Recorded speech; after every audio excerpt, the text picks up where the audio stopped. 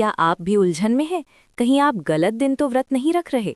आज के इस विशेष वीडियो में हम पंचांग और ज्योतिषीय गणना के आधार पर आपको बताएंगे कि महाशिवरात्रि की सही तारीख क्या है और वो कौन सा महामुहूर्त है जिसमें शिवजी की पूजा करने से आपकी हर मनोकामना पूरी होगी।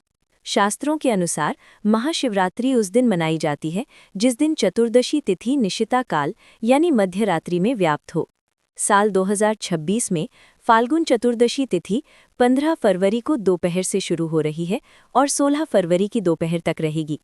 चूंकि शिवरात्रि की मुख्य पूजा आधी रात को की जाती है, इसलिए ज्योतिषियों और बड़े मंदिरों के विद्वानों के अनुसार 15 फरवरी 2026 रविवार को ही महाशिवरात्रि का महापर्व और व्रत रखा जाएगा।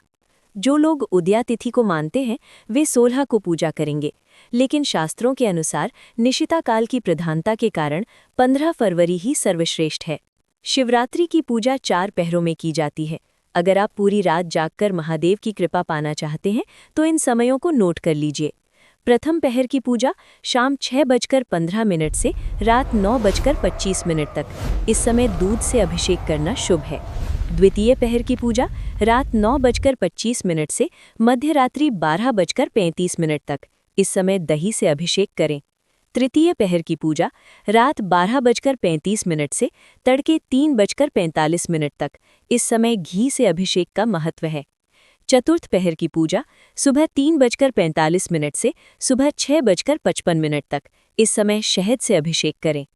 और सबसे महत्वपूर्ण निशिता काल मुहूर्त, जो केवल 50 मिनट का होगा, ये रात 11:58 से शुरू होकर 12:48 तक रहेगा।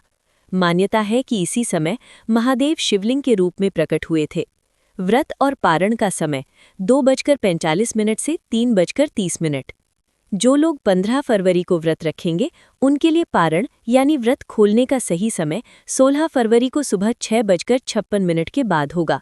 याद रहे, व्रत का फल तभी पूरा मिलता है जब आप सही समय पर पारण करें। पूजा की थाली में बेलपत्र, धतूरा, मदार के फूल और गंगाजल रखना ना भूलें। भगवान शिव भाव के भूखे हैं।